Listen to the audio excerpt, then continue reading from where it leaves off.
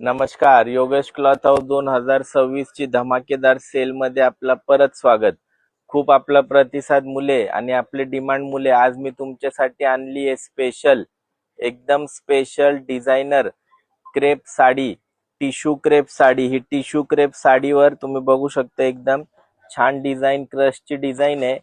थोडं कॅमेरे मुले तुम्हाला एक क्रश मुले ती साडी बरोबर दिसत नसणार, पण समोर येऊन बघा, साडी खूप छान आहे, एकदम खटाखट साडी आहे.